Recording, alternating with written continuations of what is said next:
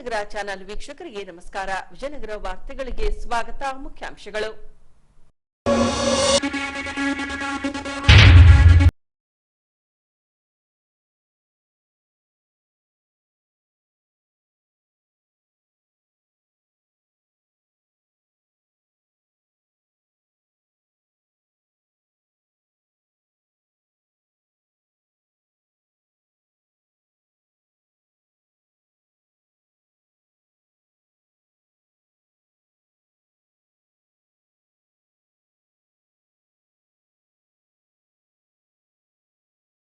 ನಾಲ್ಕು ವರ್ಷದ ಕೊಟ್ರೇಶ್ ಗೌಡ ಪತ್ತೆಗಾಗಿ ಪ್ರಕಟಣೆ ಹೊರಡಿಸಿದ ಚಿಗಟೇರಿ ಪೊಲೀಸ್ ಠಾಣೆ. ಈಗ ವಾರ್ತೆಗಳ ವಿವರ. ರಾಜ್ಯ ಕಾಂಗ್ರೆಸ್ ಪಕ್ಷ ಅಧಿಕಾರಕ್ಕೆ ಬರುವ ಮುನ್ನ ಪ್ರಣಾಳಿಕೆಯಲ್ಲಿ ಲಿಂಗತ್ವ ಹಾಗೂ ಲೈಂಗಿಕ ಅಲ್ಪಸಂಖ್ಯಾತರ ಅಭಿವೃದ್ಧಿಗಾಗಿ 200 ಕೋಟಿ ರೂಪಾಯಿಗಳನ್ನು ಮೀಸಲಿರಿಸಲಾಗುವುದೆಂದು ತಿಳಿಸಿತ್ತು. ಆದರೆ ಅದನ್ನ ಈವರೆಗೂ ಜಾರಿ ಮಾಡಲಾಗಿಲ್ಲ. ಹೀಗೆ ಈ ಅಂಶಕ್ಕೆ ಸಂಬಂಧಿಸಿದಂತೆ ಲಿಂಗತ್ವ ಹಾಗೂ ಲೈಂಗಿಕ ಮಹತ್ವಕ್ಕಾಗಿ ಚಳುವಳಿಯಿಂದ ಸುದ್ದಿಗೋಷ್ಠಿ ಕೈಗೊಳ್ಳಲಾಗಿತ್ತು. ಈ ವೇಳೆ ರಾಜ್ಯ ಸಹ ಸಂಚಾಲಕರಾದ ವೈಶಾಲಿರವರು ಮಾತನಾಡಿ, ಲಿಂಗತ್ವ ಅಲ್ಪಸಂಖ್ಯಾತರಿಗೆ ವಸತಿ ಕಲ್ಪಿಸಲು ಪ್ರತ್ಯೇಕ ಯೋಜನೆಯನ್ನ ರೂಪಿಸಬೇಕು. ಉದ್ಯಮಶೀಲತೆಯಲ್ಲಿ ತೊಡಗಿಸಿಕೊಳ್ಳಲು 2 ಲಕ್ಷ ಆರ್ಥಿಕ ಸಹಾಯ ಕಲ್ಪಿಸಬೇಕು ಹಾಗೂ ಸರ್ಕಾರ ಕೊಟ್ಟ ಮಾತಿನಂತೆ ನಮಗೆ ವಾರ್ಷಿಕ 200 ಕೋಟಿ ರೂಪಾಯಿ ಅನುದಾನವನ್ನ ಮೀಸಲಿರಿಸಬೇಕೆಂದಿದ್ದಾರೆ. ಲಿಂಗತ್ವ ಮತ್ತು ಲೈಂಗಿಕ ಬಹುತ್ವಕ್ಕಾಗಿ ಚಳವಳಿ ಅನ್ನೋದು ಕ್ಯೂರಿಯಲಿಸಮ್ ಅನ್ನೋದು ನಮ್ಮ ಸಮುದಾಯದವರು ಮನೆಯಿಂದ ಹೊರಗಡೆ ಬದುಕ್ತಿರ್ತಾರೆ. ಅಂಥ ತಂದೆ ತಾಯಿಗಳಿಗೆ ಕೌನ್ಸಿಲಿಂಗ್ ಅನ್ನು ಕೊಟ್ಟು ಅವ್ರ ಮಕ್ಕಳು ಮನೆಯಲ್ಲೇ ಬೆಳಿಬೇಕು, ಸಮಾಜದಲ್ಲಿ ಹೊರಗಡೆ ಹೋಗೋದ್ರಿಂದ ಸಾಕಷ್ಟು ಬೇರೆ ಬೇರೆ ಕೃತ್ಯಗಳಲ್ಲಿ ಭಾಗಿಯಾಗ್ತಾರೆ ಅನ್ನೋದು ವಿಚಾರನ ಇಟ್ಕೊಂಡು ಅವರ ತಂದೆ ತಾಯಿ ಮನವೊಲಿಸೋ ಕೆಲಸವನ್ನು ಮಾಡ್ತಾ ಇದ್ದೀವಿ. ಡ್ರಾಪ್ಔಟ್ ಎಜುಕೇಷನ್ ಯಾರ್ದಾಗಿರುತ್ತೆ ಅವ್ರದ್ದು ಆ ಮಕ್ಕಳನ್ನು ಮತ್ತೆ ಎಜುಕೇಷನಿಗೆ ಮುಂದೆ ಕಂಟಿನ್ಯೂ ಮಾಡೋ ಕೆಲಸದಲ್ಲಿ ಇದ್ದೀವಿ. ನಮ್ಮ ಸಮುದಾಯದಲ್ಲೇ ಗುರು ಶಿಷ್ಯ ಪರಂಪರೆಯಲ್ಲಿ ಚೇಲನಾತಿಗಳಿಗೆ ತಮ್ಮ ಶಿಷ್ಯರೊಂದಕ್ಕೆ ತುಂಬ ದೌರ್ಜನ್ಯ ನೀಡೋದು, ಹಿಂಸೆ ಮಾಡೋದು, ಅವುಗಳ ವಿರುದ್ಧವಾಗಿಯೂ ನಾವು ಹೋರಾಟ ಮಾಡಿದ್ದೀವಿ. ಜೊತೆಗೆ ಸರ್ಕಾರಿ ಸೇವಾ ಸೌಲಭ್ಯಗಳನ್ನು ಪಡೆಯುವಲ್ಲಿ ನಾವು ಧ್ವನಿ ಎತ್ತತಕ್ಕಂಥ ಕೆಲಸನೂ ಮಾಡ್ತಾ ಇದ್ದೀವಿ. ಇದು ಮುಖ್ಯವಾಗಿ ಇದನ್ನು ಮಾಡಿ ಒಂದು 2 ವರ್ಷ ಆಯಿತು. 2 ವರ್ಷದಲ್ಲಿ ಹಲವಾರು ಸಮಸ್ಯೆಗಳನ್ನು ಬಗೆಹರಿಸ್ತಾ ಬಂದಿದ್ದೀವಿ. ಭಿಕ್ಷಾಟನೆ ನಿರಪರಾಧೀಕರಣ ಆಗಬೇಕು. ಸೆಕ್ಸ್ ವರ್ಕ್ ಅನ್ನೋದು ಅದು ಒಂದು ಕಾರ್ಮಿಕರ ಯೂನಿಯನ್ನಲ್ಲಿ ಬರೋ ಒಂದು ಸೆಕ್ಟ್ರಲ್ಲಿ ಅದು ಒಂದು ನಮ್ಮ ಕಾಯಕ ಅಂತ ನಾವು ನಮ್ಮ ಸಮುದಾಯದವ್ರು ತಗೊಂಡೋಗ್ಬೇಕು ಅನ್ನೋದು, ಅದು ಸಹ ನಿರಪರಾಧೀಕರಣ ಆಗಬೇಕು ಅನ್ನೋ ಕೆಲವೊಂದಿಷ್ಟು ಹೋರಾಟಗಳನ್ನು ಮಾಡ್ತಾ ಬಂದಿದ್ದೀವಿ. ಮನೆಗಳಿಗೋಸ್ಕರ ಹೋರಾಟ ಮಾಡ್ತಾ ಬಂದಿದ್ದೀವಿ. ಇದು ರಾಜ್ಯ ಮಟ್ಟದಲ್ಲಿ ಅಧಿಕಾರದ ವಿಕೇಂದ್ರೀಕರಣ ಆಗಲಿ ಅನ್ನೋ ಉದ್ದೇಶದಿಂದ ಸಂವಿಧಾನದ ಮೌಲ್ಯಗಳ ಪ್ರಕಾರದಲ್ಲಿ ಒಂದಾದ ಅಧಿಕಾರ ವಿಕೇಂದ್ರೀಕರಣಗಳಲ್ಲಿ ಅದನ್ನು ನಾವು ಸಹ ಅಧ್ಯಕ್ಷರಂತ ರಾಜ್ಯ ಮಟ್ಟದಲ್ಲಿ ಮಾಡಿಕೊಂಡು ಜಿಲ್ಲಾ ಘಟಕಗಳಲ್ಲಿ ನಾವು ಸಹ ಅಧ್ಯಕ್ಷರು ಕೋಚರ್ ಅಂತ ಮಾಡಿದ್ದೀವಿ.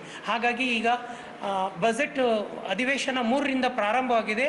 7ನೇ ತಾರೀಕು ಬಜೆಟ್ ಮಂಡನೆ ಇರೋದರಿಂದ ನಮ್ಮ ಸಮುದಾಯದೊಳಗೆ ಬಹುಮುಖ್ಯವಾಗಿ ಒಂದು 5 ಹಕ್ಕೊತ್ತಾಯಗಳನ್ನು ನಾವು ಆಗ್ರಹಿಸ್ತಾ ಬಂದಿದ್ದೀವಿ. 2 ವರ್ಷದಿಂದ MGSP ತನ್ನ ಹೋರಾಟಗಳಲ್ಲಿ ಸದಾ ಮುಂಚೂಣಿಯಲ್ಲಿದ್ದು ಪ್ರತಿಯೊಬ್ಬ MLA MLC ಮತ್ತು ಮಿನಿಸ್ಟರ್ಸ್ಗಳಿಗೆ ಭೇಟಿಯಾಗೋದು, ಮನವಿ ಪತ್ರಗಳನ್ನು ಕೊಡೋದು, ಮತ್ತು WDC ಅಡಿಯಲ್ಲಿ, ಜಿಲ್ಲಾ ಪಂಚಾಯತ್ CO ಅಡಿಗಳಲ್ಲಿ ಮತ್ತು ಗ್ರಾಮೀಣಾಭಿವೃದ್ಧಿ ಪ್ರಾಧಿಕಾರದ ಅಡಿಗಳಲ್ಲಿ ನಮ್ಮ ಸಮುದಾಯದವರಿಗೆ ಮನೆಗಳು ಮುಖ್ಯವಾಗಿ ಬೇಕು ಅನ್ನೋ ಒಂದು ಉದ್ದೇಶ ಇಟ್ಕೊಂಡು ನಾವು MGSP ಕೆಲಸ ಮಾಡ್ತಾ ಬಂದಿದೆ. ಅಲ್ಲಿ ಪ್ರತಿ ಅಧಿವೇಶನದಲ್ಲಿ ನಾವು ಕೆಲವೊಂದು ಬೇಡಿಕೆಗಳು ಅನ್ನೋದಕ್ಕಿಂತ ಹೊರಡೆ ಯೂಸ್ ಮಾಡಬಾರ್ದು ಅನಿಸುತ್ತೆ. ಒಟ್ಟಾರೆಯಾಗಿ ನಾವು ಸರ್ಕಾರಕ್ಕೆ ಆಗ್ರಹಿಸ್ತೀವಿ. ಏನಂದರೆ 1% ಮೀಸಲಾತಿಯಲ್ಲಿ ನಮಗೆ ಕೋಚಿಂಗ್ ತರಬೇತಿ ಬೇಕಾಗುತ್ತೆ. ಮಾನಸಿಕವಾಗಿ ಖಿನ್ನತೆಯಿಂದಿರ್ತಕ್ಕಂಥ ನಮ್ಮ ಸಮುದಾಯ ಹಿಡನ್ ಆಗಿರ್ತಾರೆ ಮತ್ತು ಮನೆಯಿಂದ ಕೌಟುಂಬಿಕ ದೌರ್ಜನ್ಯದಿಂದ ಹೊರಗಡೆ ಬರ್ತಾರೆ. ಇವಾಗ ಮೊನ್ನೆ 2022ರಲ್ಲಿ ಕಾರೆಂಡರ್ ಪೊಲೀಸ್ ಕಾನ್ಸ್ಟೇಬಲ್ ಇದರಲ್ಲಿ ಫಿಸಿಕಲ್ ಫಿಟ್ನೆಸ್ಸಲ್ಲಿ ಗಂಡಸರಿಗೆ ಓಡಿಸೋ ರೀತಿ ನಮ್ಮ ಟ್ರಾನ್ಸ್ಜೆಂಡರ್ಗೆ ಓಡಿಸಿದರೆ ಕೆಲವೊಂದಿಷ್ಟು ಮಾನದಂಡಗಳು ಸಡಿಲಿಕೆ ಆಗಬೇಕು. ಮುಖ್ಯವಾಗಿ ಕೋಚಿಂಗ್ ಮತ್ತು ತರಬೇತಿಗಳು ಸರ್ಕಾರದಿಂದ ಬೇಕು ಅಂತ ಬಹುಮುಖ್ಯವಾದಂಥ ಒಂದು ನಾವು ಹಕ್ಕೊತ್ತಾಯನ ಬೇಡಿಕೆ ಇಡ್ತೀವಿ.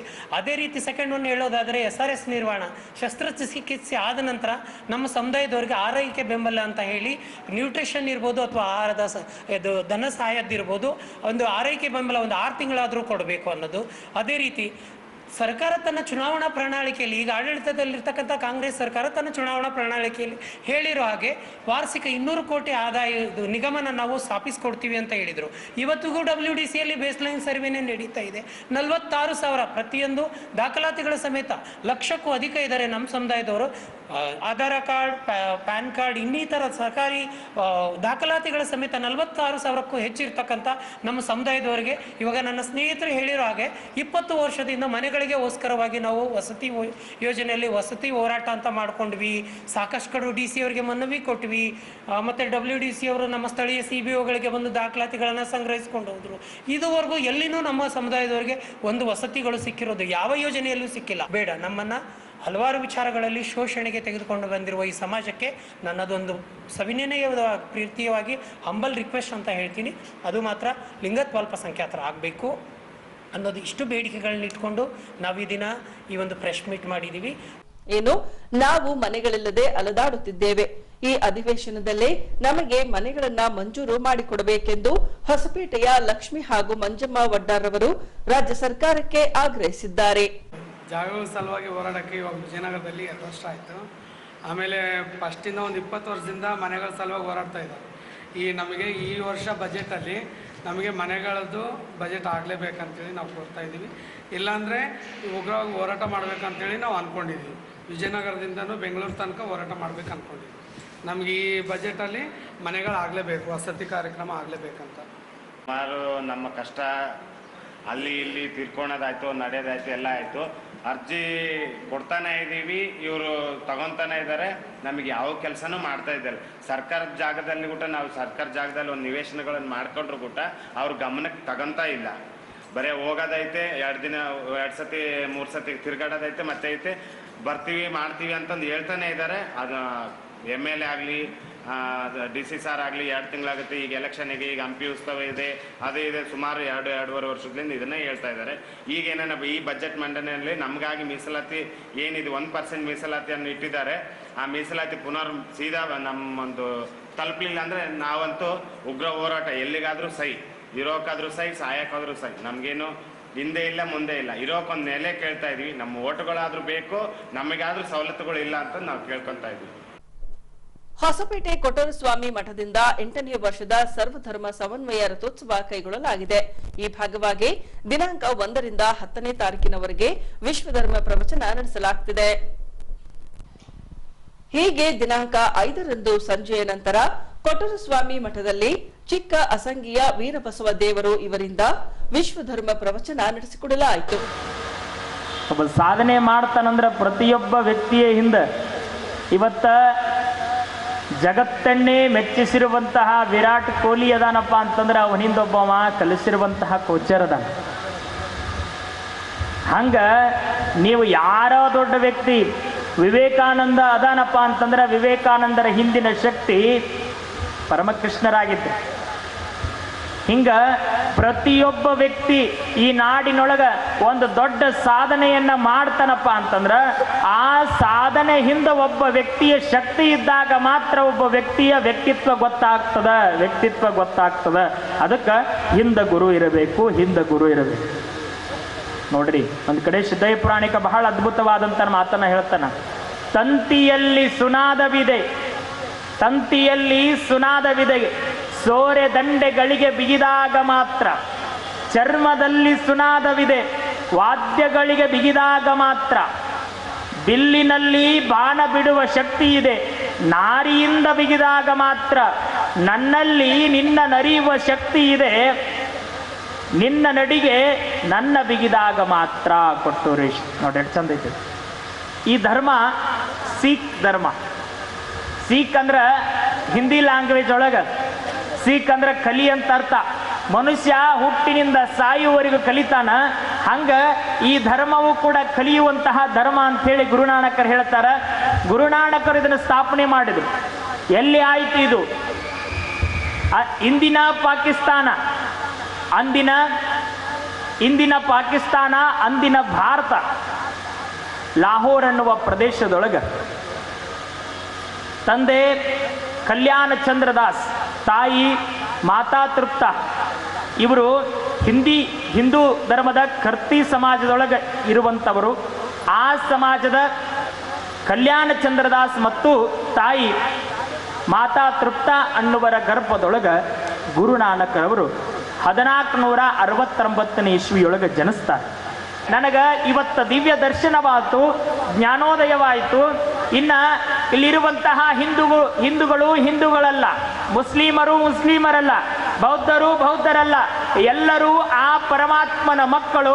ನಮಗೆಲ್ಲ ಒಬ್ಬನೇ ತಂದೆ, ನಾವೆಲ್ಲ ಒಂದೇ ಅನ್ನುವ ಭಾವದೊಳಗ ನಾವು ಬದುಕಬೇಕು ಅಂತೇಳಿ ತಿಳ್ಕೊಂಡು ಅವತ್ತಿನಿಂದ ಎಲ್ಲವನ್ನ ತೊರೆದು ಸನ್ಯಾಸಿಯಾಗಿ ನಮ್ಮ ನಾಡಿನೊಳಗಿರುವಂತಹ ಎಲ್ಲ ಪವಿತ್ರ ಸ್ಥಾನಗಳಿಗೆ ಸಂಚಾರ ಮಾಡಕ್ಕೆ ಪ್ರಾರಂಭ ಮಾಡಿದ. ಮೆಕ್ಕಾ ಮದಿನಾಕ್ ಹೋದ, ಎಲ್ಲಿ ಕಾಶಿ, ಕೇದಾರ, ಶ್ರೀಶೈಲ, ಮುಂದೆ ಜಮ್ಮು ಕಾಶ್ಮೀರಿನಿಂದ ಹಿಡಿದು ಕನ್ಯಾಕುಮಾರಿವರೆಗೂ ಶ್ರೀಲಂಕಾದೊಳಗೂ ಹೋಗಿ ಇಡೀ ದೇಶವನ್ನು ಸಂಚಾರ ಮಾಡಿ ಬಂದು ಧರ್ಮ ಬೋಧನೆಯನ್ನು ಪ್ರಾರಂಭ ಮಾಡ್ತಾನೆ. ಇವನ ಧರ್ಮ ಬೋಧನೆ ಎಷ್ಟು ಅದ್ಭುತ ಇತ್ತಂದ್ರೆ, ಯಾರು ಹಿಂದೂಗಳಲ್ಲ, ಯಾರು ಮುಸ್ಲಿಮರಲ್ಲ, ಎಲ್ಲರೂ ಮನುಷ್ಯರೇ, ಒಬ್ಬನೇ ತಂದೆ. ಆತ ಹೆಂಗಿದಾನಪ್ಪ ಅಂತಂದ್ರೆ, ದೇವನೂ ಒಬ್ಬನೇ, ನಿರ್ಗುಣ, ನಿರಾಕಾರ, ಜನನ ಮರಣ ರಹಿತ. ಆತನೇ ಸರ್ವಜ್ಞ, ಉದ್ಧಾರಿ, ಉಪಕಾರಿ, ನಿರ್ಮಲ, ಅನುಪಮ, ಸುಂದರ. ಆತನೇ ಪರಮಸುಖಿ, ಪರಮೋಪಕಾರಿ, ಅತ್ಯುನ್ನತ, ಅಪ್ರಮೇಯ. ಆತನಿಗೆ ಬಾಲ್ಯವಿಲ್ಲ, ವಾರ್ಧಕ್ಯವಿಲ್ಲ, ಆತನ ದರ್ಬಾರಕ್ಕೆ ಕೊನೆಯಿಲ್ಲ. ಬಳಿಕ ಬಸವಲಿಂಗ ಸ್ವಾಮಿಗಳು ಆಧ್ಯಾತ್ಮದ ಮೂಲ ಉದ್ದೇಶ ಹಾಗೂ ಮನುಷ್ಯನ ಮೇಲೆ ಬೀರುವ ಪರಿಣಾಮದ ಕುರಿತು ಆಶೀರ್ವಚನ ನುಡಿಗಳಲ್ಲಿ ತಿಳಿಸಿಕೊಟ್ಟರು. ಅಧ್ಯಾತ್ಮದ ಮೂಲ ಉದ್ದೇಶ ಮನುಷ್ಯನ ಮನಸ್ಸಿನ ದುಃಖಗಳನ್ನು ದೂರ ಮಾಡಬೇಕು. ಮನಸ್ಸಿನ ದುಃಖಗಳು ದೂರ ಆಗಬೇಕು ಅಂತಂದ್ರೆ ಇಷ್ಟಿಷ್ಟ ವಿಚಾರ ಮಾಡಕ್ಕೆ ಕಲಿಬೇಕಾಗತ್ತೆ. ನಾವು ಏನು ವಿಚಾರ ಮಾಡೋದು? ಮನುಷ್ಯರಿಗೆಲ್ಲ ದುಃಖ ಯಾಕೆ ಆಗ್ತವು? ನನ್ನ ಕಡೆ ಏನು ಬರುತ್ತಲ್ಲ ಅದು ಇಲ್ಲೇ ಉಳಿಬೇಕು ಅಂತ ನಾನು ವಿಚಾರ ಮಾಡ್ತೇನೆ. ನನ್ನ ಹತ್ರ ಏನೂ ಇಲ್ಲ. ಈಗ ನನಗೀಗ ಇದೊಂದು ಚೇರ್ ಸಿಕ್ಕದ, ನನಗೊಂದು ಪದವಿ ಸಿಕ್ಕದ, ಆ ಪದವಿ ಕಾಯಂ ನನ್ನ ಹತ್ರ ಇರಬೇಕು ಅಂತ ನಾನು ವಿಚಾರ ಮಾಡ್ತೇನೆ. ಒಂದು ಅಧಿಕಾರ ಸಿಕ್ಕಿರುತ್ತೆ, ಯಾವುದೋ ಒಂದು ಪಂಚಾಯತಿ ಅಧ್ಯಕ್ಷ ಆಗಿರ್ತೀರಿ, ನಗರಸಭೆ ಅಧ್ಯಕ್ಷರಾಗಿರ್ತೀರಿ, ಮೆಂಬರ್ ಆಗಿರ್ತೀರಿ, ಸಮಾಜಕ್ಕೆ ಅಧ್ಯಕ್ಷರಾಗಿರ್ತೀರಿ, ಮನೆಗೆ ಯಜಮಾನ ಆಗಿರ್ತೀರಿ, ಮನೆಯೊಳಗೆ ಹಿರೇತನ ಮಾಡ್ತಿರ್ತೀರಿ. ಏನೋ ಒಂದು ನಮಗೆ ಸಿಕ್ಕಿದ್ದು ನನ್ನ ಹತ್ರ ಇರಬೇಕು ಅಂತ ವಿಚಾರ ಮಾಡ್ತೇವಲ್ಲ, ಇದು ಮನುಷ್ಯನ ಸಹಜ ಸ್ವಭಾವ. ನನ್ನ ಹತ್ರ ಏನೂ ಇಲ್ದಂಗೆ ಬಂದಿರ್ತೇನೆ, ಏನು ಸಿಕ್ಕಿರುತ್ತಲ್ಲ ಎಲ್ಲ ನನ್ನ ಹತ್ರ ಇರಬೇಕು ಅಂತ ವಿಚಾರ ಮಾಡ್ತೇನೆ. ನಾನು ಒಂದು ತಲೆಯೊಳಗಿರಬೇಕು, ಬಂದದ, ಅದಕ್ಕೆ ನಡು ಕೆಲವೊಂದಿಷ್ಟು ಜೋಡಾಗ್ಯವು, ಯಾವುದು ಕೂಡ್ತದ ಅಲ್ಲ ಅದು ಅಗಲ್ತದ ಅನ್ನೋದು ಖಾಯಂ ತಿಳುವಳಿಕೆ ಇರಬೇಕು ತಲೆಯೊಳಗೆ. ಗುರುನಾನಕರು ತಮ್ಮ ಇಡೀ ಜೀವನಾದ್ಯಂತ ಅವ್ರು ಮಾಡಿರ್ತಕ್ಕಂಥದ್ದು ಒಬ್ಬ ಗುರುವಾಗಿ ಏನು ಅಂತಂದ್ರೆ ತಾಪವನ್ನು ಕಡಿಮೆ ಮಾಡಿದರು. ತಾಪವನ್ನು ಯಾರು ಕಡಿಮೆ ಮಾಡ್ತಾರಲ್ಲ ಅವನು ಮಾತ್ರ ಗುರು. ಒಬ್ಬ ಗುರುವಿನಿಂದ ತಾಪತ್ರಯ ಹೆಚ್ಚಾಯಿತು ಅಂತಂದ್ರೆ ಅವ ಗುರು ಅಲ್ಲ. ಈಗೆಲ್ಲ ಹೇಗಿದೆ ಅಂತಂದ್ರೆ ಗಡ್ಡ ಬಿಟ್ಕೊಂಡು ಗುಡ್ಡ ಹತ್ತಿ ಬಂದರು ಅಂತಂದ್ರೆ ಅವರನ್ನು ದೊಡ್ಡ ಗುರು ಅಂತಂದು ಅವ್ರ ಹಿಂದೆ ಹೋಗಿ ತಾಪತ್ರಯಕ್ಕೆ ಬಿದ್ದು ಮನೆತನಗಳನ್ನು ನಾವು 3 ವರ್ಷದೊಳಗನ ಸಾವಿರಾರು ನೋಡಿದ್ದೇವೆ. ಯಾರು ನಮಗೆ ತಾಪ ಹೆಚ್ಚು ಮಾಡ್ತಾರಲ್ಲ ಅವ ಯಾವಾಗಲೂ ಗುರು ಆಗಲಿಕ್ಕೆ ಸಾಧ್ಯವಿಲ್ಲ. ಅವನ ಹತ್ರ ಹೋದ್ರೆ ಹೆಂಗಿರಬೇಕು ಅಂತಂದ್ರೆ ತಂಗಾಳಿ ಬೀಸಿದಂಗಿರಬೇಕು. ಅವನ ಬರುವಿಕೆ ಹೇಗಿರಬೇಕು ಅಂತಂದ್ರೆ ಮನಸ್ಸಿಗೆ ಸಮಾಧಾನ ತರಬೇಕು. ಆ ಮನಸ್ಸಿಗೆ ಸಮಾಧಾನ ಪಡ್ಕೊಳ್ಳಿಕ್ಕೆ ನೀವು ಬರ್ಬೇಕು. ಮತ್ತು ನಾವೆಲ್ಲ ಸಂಸಾರದ್ವ ತಲೆಯಾಗಿ ಇಟ್ಕೊಂಡು ಗುರುವಿನ ಹತ್ರ ಬಂದು ನಿನ್ನ ಹತ್ರ ಬಂದು ನನಗೆ ತಾಪ ಕಡಿಮೆ ಆಗಲಿಲ್ಲ ಅಂತಂದ್ರೆ ಯೋಗ್ಯ ಗುರು ಇರಬೇಕು, ಯೋಗ್ಯ ಶಿಷ್ಯನೂ ಇರಬೇಕು. ಬರೀ ಯೋಗ್ಯ ಗುರುವಿದ್ದ ಅಯೋಗ್ಯ ಶಿಷ್ಯರಿದ್ದರು ಅಂತಂದ್ರೆ ಅಲ್ಲಿ ಯಾವಾಗಲೂ ತಾಪ ಕಡಿಮೆ ಇರೋದಿಲ್ಲ. ಯೋಗ್ಯ ಗುರುವಿರಬೇಕು, ಯೋಗ್ಯ ಗುರುವಿನ ಸಾನ್ನಿಧ್ಯದೊಳಗೆ ಯೋಗ್ಯ ಶಿಷ್ಯರಿರಬೇಕು. ಯಾರು ಯೋಗ್ಯ ಗುರು, ಯಾರು ಯೋಗ್ಯ ಶಿಷ್ಯರು? ಶಿಷ್ಯನ ಅಂತಃಕರಣದ ನೋವನ್ನು ದೂರ ಮಾಡ್ತೇವೆ ಅನ್ನೋ ಯೋಗ್ಯ ಗುರು. ಗುರುವಿನ ಸಾನ್ನಿಧ್ಯದೊಳಗೆ ಹೋಗಿ ನನ್ನೆಲ್ಲ ತಾಪಗಳನ್ನು ಹಾಕಿ ನಾ ತಣ್ಣಗೆ ಇರ್ತೇನೆ ಅಂತ ತೀರ್ಮಾನ ಮಾಡ್ಕೊಂಡು ಯಾವ ಬರ್ತಾನಲ್ಲ ಅವ ಯೋಗ್ಯ ಶಿಷ್ಯ. ಯೋಗ್ಯ ಗುರುವಿನ ಅವಶ್ಯಕತೆ ಎಷ್ಟಿದೆಯೋ ಯೋಗ್ಯ ಶಿಷ್ಯನ ಅವಶ್ಯಕತೆಯೂ ಸಹ ಅಷ್ಟೇ ಇರುತ್ತೆ.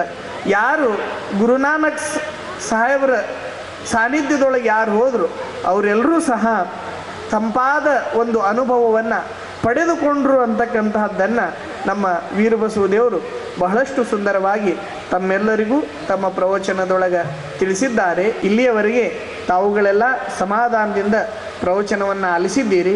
ಮುಂದೆ ಸಮಾಧಾನದಿಂದ್ರೂ ತಾವುಗಳೆಲ್ಲ ಪ್ರಸಾದವನ್ನು ಸ್ವೀಕಾರ ಮಾಡಿರಿ.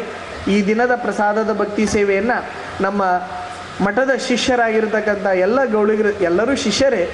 ಯಾರು ತಣ್ಣ ಇರ್ಬೇಕಂತ ಬರ್ತಾರ ಅವರೆಲ್ಲರೂ ಶಿಷ್ಯರು. ಏನಾರು ಕಿದ್ವಿ ಮಾಡ್ಬೇಕಂತಾರೆ ಅವ್ರು ಯಾರೂ ಶಿಷ್ಯರಲ್ಲ. ಯಾರು ಮಠದಿಂದ ಆಶೀರ್ವಾದವನ್ನು ಬಯಸಿ ಬರ್ತಾರ ಅವರೆಲ್ಲರೂ ಶಿಷ್ಯರಾಗ್ತಾರ. ಸದಾಕಾಲ ಮಠದ ಆಶೀರ್ವಾದವನ್ನು ಬಯಸ್ತಕ್ಕಂತಹ ಗೌಳಿಗರ ಸಮಾಜದ ಎಲ್ಲರೂ ಸದ್ಭಕ್ತರು ಈ ದಿನ ಪ್ರಸಾದದ ಭಕ್ತಿ ಸೇವೆಯನ್ನು ಮಾಡಿದ್ದಾರೆ. ಆ ಎಲ್ಲ ಸೇವಾರ್ಥಿಗಳ ಮೇಲೆ ಪೂಜ್ಯ ಕೊಟ್ಟೂರೇಶ್ವರರ ಬಸವಾದಿ ಶಿವಶರಣರ ಆಶೀರ್ವಾದ ಸದಾಕಾಲ ಇರಲೆಂದು ಶುಭ ಹಾರೈಸಿ ತಾವುಗಳೆಲ್ಲ ದಿನನಿತ್ಯ ಸಾಯಂಕಾಲ ಸರಿಯಾಗಿ ದಿನಾಂಕ 8ರಂದು ಅಂತಾರಾಷ್ಟ್ರೀಯ ಮಹಿಳಾ ದಿನಾಚರಣೆಯನ್ನು ನಡೆಸಿಕೊಂಡು ಬರಲಾಗ್ತಿದೆ. ಈ ಹಿನ್ನೆಲೆಯಲ್ಲಿ ಕರ್ನಾಟಕ ರಾಜ್ಯ ಮಹಿಳಾ ದೌರ್ಜನ್ಯ ವಿರೋಧಿ ಒಕ್ಕೂಟ ವಿಜಯನಗರ ಜಿಲ್ಲಾ ಘಟಕದಿಂದ ನಗರದಲ್ಲಿ ದಿನಾಂಕ 7 ಹಾಗೂ 8ರಂದು ಸಹಬಾಳ್ವೆ ಸಮಾನ ಗೌರವ ಮಹಿಳೆಯರಿಗೆ ಲಭಿಸಲಿ ಎಂಬ ವಿಷಯದೊಂದಿಗೆ ಕಾರ್ಯಕ್ರಮ ನಡೆಸಲಾಗುತ್ತಿದೆ. ಹೀಗೆ ಈ ಅಂಶಕ್ಕೆ ಸಂಬಂಧಿಸಿದಂತೆ ಕರ್ನಾಟಕ ರಾಜ್ಯ ಮಹಿಳಾ ದೌರ್ಜನ್ಯ ವಿರೋಧಿ ಒಕ್ಕೂಟದಿಂದ ಜಿಲ್ಲಾ ಪತ್ರಿಕಾ ಭವನದಲ್ಲಿ ಸುದ್ದಿಗೋಷ್ಠಿಯನ್ನ ಕೈಗೊಳ್ಳಲಾಗಿತ್ತು. ಈ ವೇಳೆ ಒಕ್ಕೂಟದ ಸದಸ್ಯೆ ಮಂಗಳೂರಿನ ವಾಣಿರವರು ಒಕ್ಕೂಟದ ಮೂಲ ಉದ್ದೇಶದ ಕುರಿತಾಗಿ ಪರಿಚಯಿಸಿಕೊಟ್ಟರು. ಈ ಒಕ್ಕೂಟದ ಒಂದು ಸಣ್ಣ ಸ್ವರೂಪ ಹೇಗಿದೆ ಅಂತಂದ್ರೆ, ಇದು ದಿನನಿತ್ಯ ಕೆಲಸ ಮಾಡೋ ಸಂಸ್ಥೆ ಅಲ್ಲ ಅಥವಾ ಒಂದು ಸಂಘಟನೆನೂ ಅಲ್ಲ. ಇದು ಅನೇಕ ವ್ಯಕ್ತಿ ಮತ್ತು ಸಂಸ್ಥೆಗಳ ಸಂಘಟನೆಗಳ ಜಾಲ. ಅಂದರೆ ನಾವು ಒಂದು ಅಂಬ್ರೆಲಾ ಥರ, ಅದರ ಕೆಳಗೆ ತುಂಬ ಸಂಸ್ಥೆಗಳಿದೆ. ನೀವು ಹೇಳಿದಂಥ ಕೆಲಸಗಳನ್ನು ಮಾಡೋದು ಆ ಸಂಘ ಸಂಸ್ಥೆಗಳು. ನಾವು ನೇರ ಇಶ್ಯೂ ತಗೊಂಡು ಕೆಲಸ ಮಾಡೋದು ತುಂಬ ಕಡಿಮೆ ಪ್ರಮಾಣ. ಅಂದರೆ ನಾವೆಲ್ಲರೂ ಬೇರೆ ಬೇರೆ ಸಂಘ ಸಂಸ್ಥೆ ಜೊತೆಗೆ ಜೋಡಿಸಿಕೊಂಡಿದ್ದೇವೆ. ಅಲ್ಲಲ್ಲಿ ನಾವು ಇಂಥ ಕೆಲಸಗಳನ್ನು ಮಾಡಿದ್ದೇವೆ. ಮಾತ್ರ ಇಂಥ ಎಲ್ಲ ವಿಷಯಗಳ ಬಗ್ಗೆ ಕೂಡ ಗಮನ ಹರಿಸುವಂಥ ಪ್ರಯತ್ನ ಮಾಡ್ತದೆ. ಮುಖ್ಯವಾಗಿ ಇದರ ಆಶಯ ಇರೋದು ಸಹೋದರಿತ್ವವನ್ನು, ನಮ್ಮ ಸಂವಿಧಾನದಲ್ಲಿ ಹೇಳುವ ಹಾಗೆ ಬಂಧುತ್ವವನ್ನು ಕಟ್ಟುವಂಥ ಕೆಲಸ. ಅಂದರೆ ಇದು ನಡೀತಾ ಇರಬೇಕಾದ್ರೆ ಮನಸ್ಸು ತುಂಬ ರೋಸಿ ಹೋಗುತ್ತೆ. ಇಲ್ಲ, ಇದನ್ನು ತಡಿಬೇಕು ಅನ್ನೋ ಒಂದು ಮನಸ್ಥಿತಿ ಇರುವವರ ಜೊತೆ ಸೇರುವುದೇ ತುಂಬ ಮುಖ್ಯ ಅಂತ ನಮಗೆ ಮೊದಲ ಬಾರಿಗೆ ಅನಿಸಿದ್ದು. ಎಲ್ಲರೂ ಜೊತೆ ಸೇರಿದಾಗ ಏನಾದರೂ ಮಾಡಲಿಕ್ಕೆ ದಾರಿ ಸಿಗುತ್ತೆ. ಅದಕ್ಕಾಗಿ ಸಹೋದರಿತ್ವವನ್ನು ಕಟ್ಟುವ ಆಶಯ ಹೊಂದಿರುವಂತಹ ಒಂದು ಒಕ್ಕೂಟ ಇದು. ಸೊ ನೇರ ಅಂಥ ಕೆಲಸಗಳಿಗೆ ನಾವು ಇಳಿಯೋದಿಲ್ಲ, ಒಕ್ಕೂಟ ಆಗಿ ಇಳಿಯೋದಿಲ್ಲ. ಆದರೆ ಒಕ್ಕೂಟದಲ್ಲಿರುವ ಸಂಸ್ಥೆಗಳಿಗೆ ದೌರ್ಜನ್ಯದೊಂದು ಕೇಸ್ ಬಂತು ಅಂದ್ಕೊಳ್ಳಿ, ಒಕ್ಕೂಟ ಒಂದು ಪ್ರತಿಭಟನೆಯ ಹೇಳಿಕೆ ಮಾತ್ರ ಕೊಡುತ್ತೆ. ಆದರೆ ಆ ಕೇಸನ್ನು ತಗೊಂಡು ಕೆಲಸ ಮಾಡೋದು ಆಯಾಯ ಜಿಲ್ಲೆಯಲ್ಲಿರುವ ಸಂಸ್ಥೆಗಳು. ನಾವು ಸದಸ್ಯತ್ವ ಅಂತ ಹಾಗೆ ನಂಬರ್ ಹಾಕಿಲ್ಲ, ಬಟ್ ಒಂದೊಂದು ಜಿಲ್ಲೆಯಲ್ಲಿ ಕೂಡ ಒಂದು 100-200 ಜನ ಇದರ ಸಹೋದರಿತ್ವವನ್ನು ಇಟ್ಟುಕೊಂಡವರಿದ್ದಾರೆ. ಮತ್ತು ನಾವೇನು ಫಾರ್ಮಲ್ ಆಗಿ ಅಧ್ಯಕ್ಷರು, ಕಾರ್ಯದರ್ಶಿ ಏನೂ ಇಲ್ಲ. ಈ ಸಂಸ್ಥೆಗೆ ಒಂದು ಗುಂಪು ನಡೆಸ್ಕೊಂಡು ಬರ್ತಾ ಇದ್ದೇವೆ. ಅಂದರೆ ಒಂದು ಥರ ಇದು ಹೈರಾರ್ಕಿಕಲ್ ಪೊಸಿಷನ್ ಇಟ್ಕೊಂಡಿಲ್ಲ, ಮತ್ತು ರಿಜಿಸ್ಟ್ರೂ ಮಾಡಿಲ್ಲ. ಕರ್ನಾಟಕ ಮಹಿಳಾ ದೌರ್ಜನ್ಯ ವಿರೋಧಿ ಒಕ್ಕೂಟ ರಿಜಿಸ್ಟರ್ಡ್ ಅಲ್ಲ. ಅಷ್ಟೊಂದು ಸಂಘಟನೆಗಳ ಒಂದು ಜಾಲ ಅಷ್ಟೇ. ಬಳಿಕ ಒಕ್ಕೂಟದ ಮತ್ತೊಬ್ಬ ಸದಸ್ಯೆ ಹೊಸಪೇಟೆಯ ಸೌಭಾಗ್ಯಲಕ್ಷ್ಮಿರವರು ಅಂತಾರಾಷ್ಟ್ರೀಯ ಮಹಿಳಾ ದಿನಾಚರಣೆ ನಿಮಿತ್ತ ದಿನಾಂಕ 7ರಂದು ವೆಂಕಟೇಶ್ವರ ಕಲ್ಯಾಣ ಮಂಟಪದಲ್ಲಿ ಮಹಿಳಾ ಘನತೆ ಕುರಿತು ವಿಚಾರ ಸಂಕಿರಣ ಹಾಗೂ ಅಂದು ಸಂಜೆ ಕಪ್ಪು ಉಡುಪು ಧರಿಸಿ ಮೌನ ಜಾಗೃತಿ ಜಾಥಾ ನಡೆಸಲಾಗುವುದು. ಇನ್ನು ದಿನಾಂಕ 8ರಂದು ಬೆಳಗ್ಗೆ ಪಟೇಲ್ ಹೈಸ್ಕೂಲ್ ಮೈದಾನದಲ್ಲಿ ಹಕ್ಕೊತ್ತಾಯಗಳ ಜಾಥಾ ನಡೆಸಿ 11:30ಕ್ಕೆ ಜಿಲ್ಲಾ ಕ್ರೀಡಾಂಗಣದಲ್ಲಿ ಬೃಹತ್ ಸಾರ್ವಜನಿಕ ಸಮಾವೇಶವನ್ನು ನಡೆಸಲಾಗುವುದೆಂದು ತಿಳಿಸಿದ್ದಾರೆ. ಇನ್ನು ಭಿತ್ತಿಪತ್ರಗಳನ್ನು ಹಿಡಿದು ಬೆಳಕಿನಲ್ಲಿ ಕಪ್ಪುಡಿಗೆಯಲ್ಲಿ ಪ್ರತಿಭಟನೆ, ಮೌನ ಪ್ರತಿಭಟನೆಯನ್ನು ಎಲ್ಲ ತಾಲೂಕು ಕೇಂದ್ರಗಳಲ್ಲಿ ಮಾಡ್ತಾ ಬಂದಿದ್ದೀವಿ. ಇನ್ನು 7-8ನೇ ತಾರೀಕಿನ ಕಾರ್ಯಕ್ರಮಗಳು ನಿಮ್ಮ ಕಣ್ಮುಂದೆ ಇದ್ದಾವೆ. ಮೊದಲನೇ ದಿನ ವೆಂಕಟೇಶ್ವರ ಕಲ್ಯಾಣ ಮಂಟಪದಲ್ಲಿ ನಡೆಯುವಂಥ ಒಂದು ಕಾರ್ಯಕ್ರಮ ಮಹಿಳಾ ಘನತೆ ಬಹು ಆಯಾಮಗಳು ಅನ್ನುವಂಥ ವಿಷಯನ ಇಟ್ಕೊಂಡು ಮಾಡಲಾಗ್ತದೆ. ಅದರ ದಿಕ್ಸೂಚಿ ಮಾತುಗಳನ್ನು ಭಾನುಮತಿ ಕಲ್ಲೂರಿ ಅವರು, ಹೈದರಾಬಾದ್ನವರು, ಅವರು ಬುಡಕಟ್ಟು ಮಹಿಳೆಯರಿಗೆ ಮತ್ತು ಹಿಂದುಳಿದ ಮಹಿಳೆಯರಿಗೆ ಕೆಲಸ ಮಾಡಿದಂಥ ಮಹಿಳೆ. ಇನ್ನು ಮಾತಾ ಮಂಜಮ್ಮ ಜೋಗ್ತಿ ಅವರು ಉಡುಪಿ ಮಹಿಳಾ ಚೇತನ ದಿನ ನೆನಪಿನ ಹೊತ್ತಿಗೆಯನ್ನು ಬಿಡುಗಡೆ ಮಾಡ್ತಾರೆ. ಅದರ ಹೆಸರು ಸಮತೆಯ ಸಿರಿ ಅಂತ. ಇನ್ನು 2ನೇ ಗೋಷ್ಠಿ ಕವಿಗೋಷ್ಠಿ ಇರ್ತದೆ. ಆ ಕವಿಗೋಷ್ಠಿಯಲ್ಲಿ ದೇಹ ರಾಜಕಾರಣ ಅನ್ನುವಂಥ ವಿಷಯ ಇಟ್ಕೊಂಡು ಕವಿತೆಗಳನ್ನು ವಾಚನ ಮಾಡಲಾಗ್ತದೆ.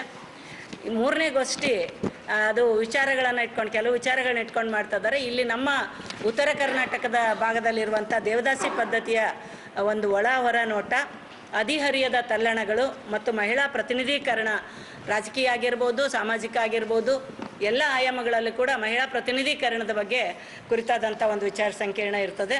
ಅಂದು ಸಂಜೆ ಅಂಬೇಡ್ಕರ್ ಸರ್ಕಲ್ನಲ್ಲಿ ಕಪ್ಪು ಹುಡುಗಿಯಲ್ಲಿ ಮಹಿಳೆಯರು ಅಂತಂದೇಳಿ ಭಿತ್ತಿಪತ್ರಗಳನ್ನು ಹಿಡಿದು ಮತ್ತು ಮೊಂಬತ್ತಿಯ ಬೆಳಕಿನಲ್ಲಿ ಮೌನ ಜಾಗೃತಿ ಕಾರ್ಯಕ್ರಮ ನಡೀತದೆ.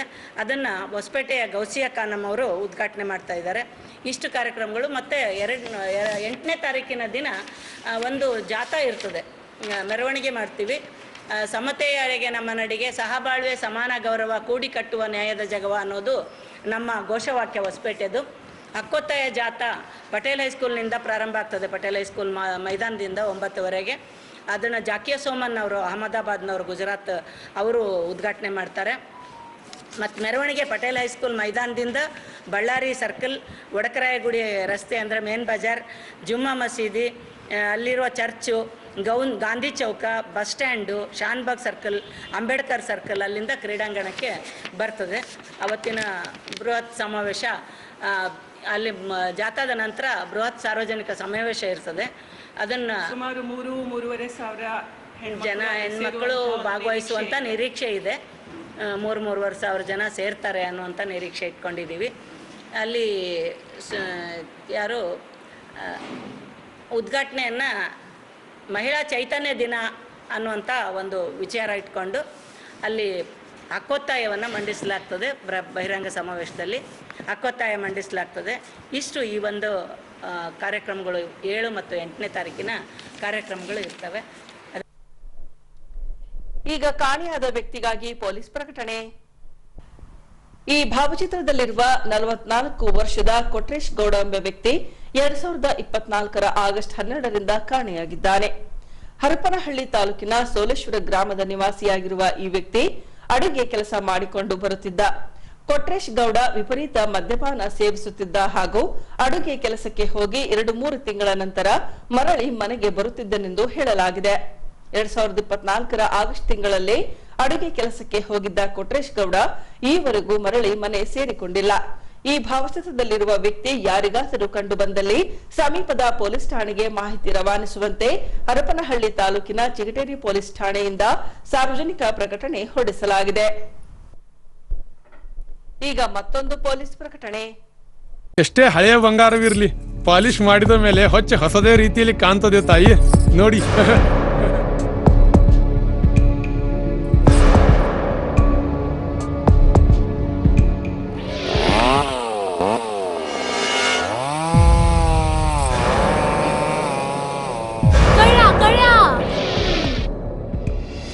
ತಾಯಿ, ನಿಮ್ ಮೈ ಮೇಲೆ ಅದೋ ಹೊಲಸು ಬಿದ್ದಿದೆ.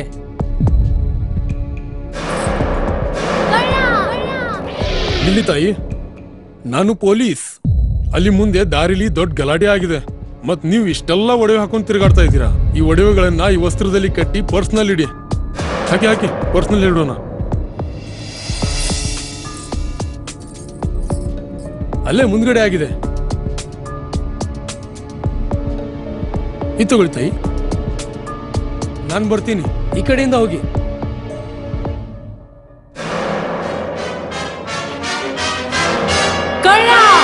ಇಂತಹ ಮೋಸದ ಸಂಗತಿ ನಿಮಗೂ ನಡೆಯಬಹುದು. ತಮ್ಮ ಬೆಲೆ ಬಾಳುವ ಒಡವೆ ಆಭರಣ ವಸ್ತುಗಳನ್ನು ಎಚ್ಚರಿಕೆಯಿಂದ ಕಾಪಾಡಿ.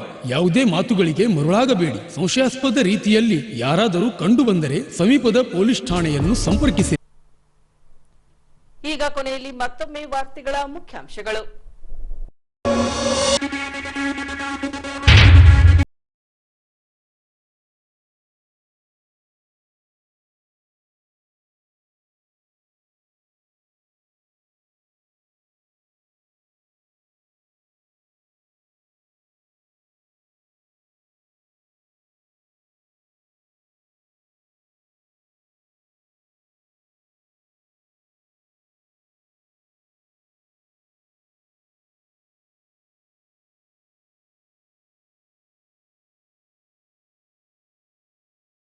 ಪತ್ತೆಗಾಗಿ ಪ್ರಕಟಣೆ ಹೊರಡಿಸಿದ ಚಿಗಟೇರಿ ಪೊಲೀಸ್ ಠಾಣೆ. ಇಲ್ಲಿಗೆ ವಾರ್ತಾ ಪ್ರಸಾರ ಮುಕ್ತಾಯವಾಯಿತು. ವಂದನೆಗಳೊಂದಿಗೆ ನಯನ ಉಮೇಶ್.